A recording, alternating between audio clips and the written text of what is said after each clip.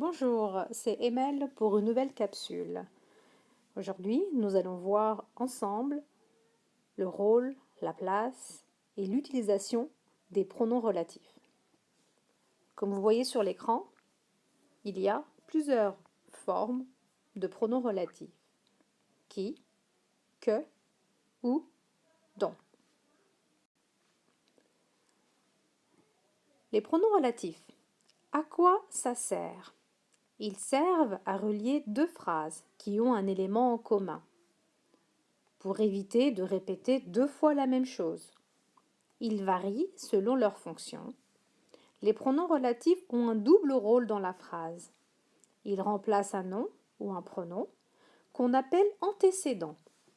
Ils introduisent une proposition subordonnée relative. Observez ces phrases. Le film dont nous parlons est bien. Le pays où tu vis est en Europe. La personne qui est assise devant est mon voisin. La voiture que tu vois est à mon frère. Vous voyez que les pronoms relatifs introduisent une proposition subordonnée relative. D'abord, voyons ensemble le pronom relatif qui. Le pronom relatif qui est souvent sujet du verbe de la proposition subordonnée relative. Il a pour antécédent une personne ou une chose. Alors, voilà un exemple. Ma phrase 1. Il était une fois un petit prince. Phrase 2. Le petit prince aimait une rose. Dans la phrase 1 et dans la phrase 2, un petit prince est répété deux fois. Regardons la phrase 2. Le petit prince est sujet.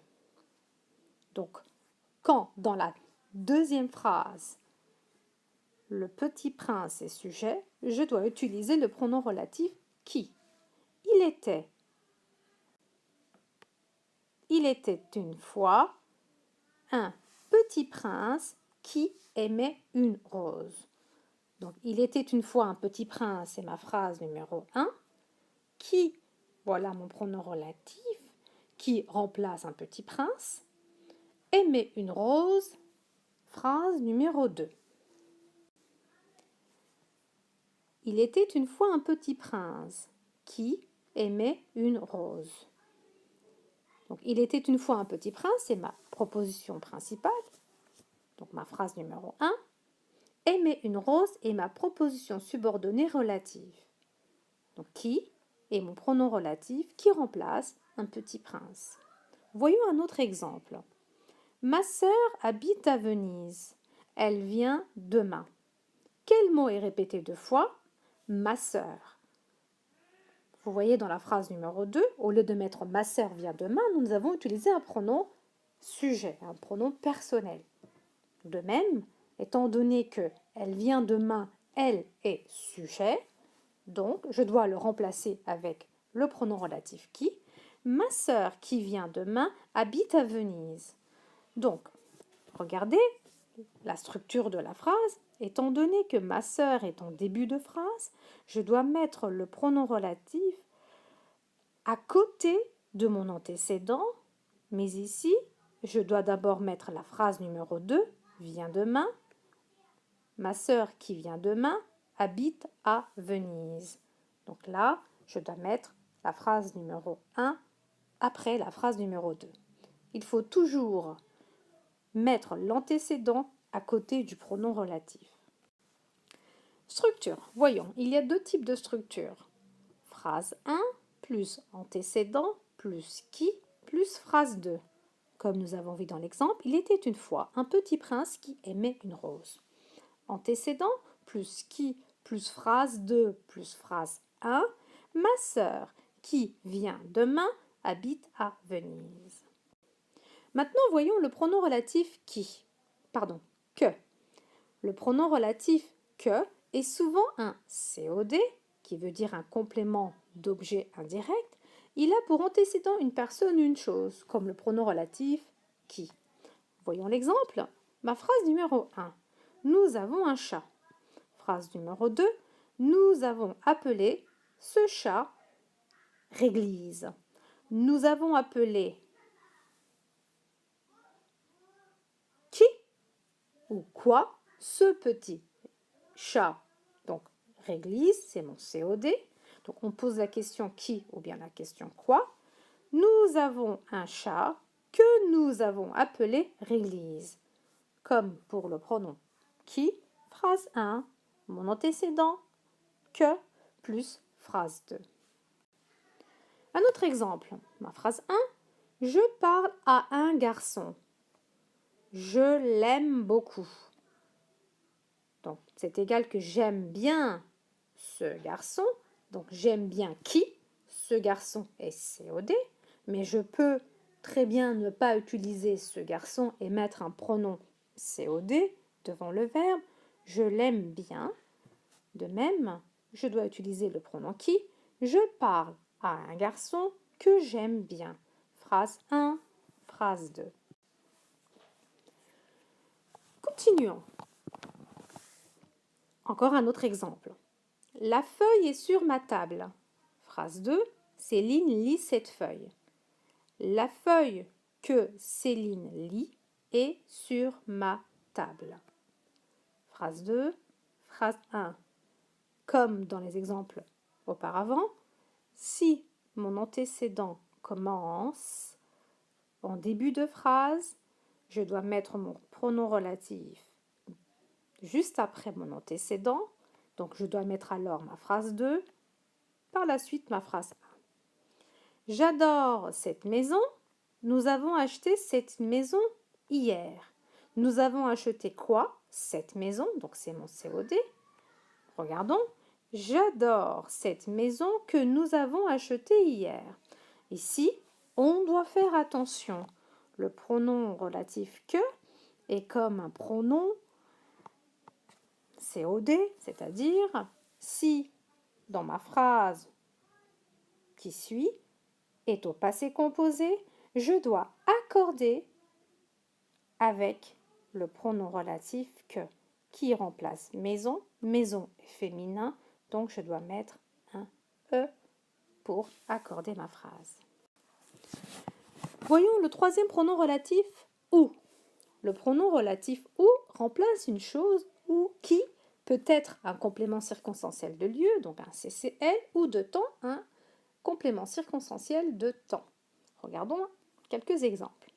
Je me souviens un jour. Tu étais malade ce jour-là. Tu étais malade quand? Ce jour-là est un complément circonstanciel de temps. Donc si j'efface ce jour-là et que je mets à la place le pronom où, je me souviens un jour où tu étais malade. D'accord? Donc phrase 1, phrase 2. J'adore ce restaurant. Nous mangeons souvent dans ce restaurant. Nous mangeons souvent où? Dans ce restaurant, complément circonstanciel de lieu. Remplaçons ce sujet avec ce complément avec le pronom relatif où. J'adore le restaurant où nous mangeons souvent.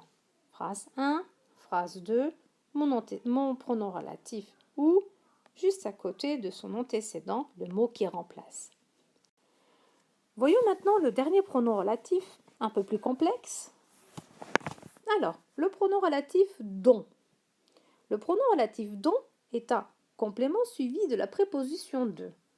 Il est plus facile de repérer si je dois utiliser le pronom dont avec certains verbes. Donc voilà quelques exemples. Avoir besoin de, avoir envie de, avoir peur de, être fier de, être jaloux de, être fou, folle de, être amoureux, amoureuse de, se souvenir de, se moquer de, se servir de, être content de, parler de, jouer de, venir de, rêver de.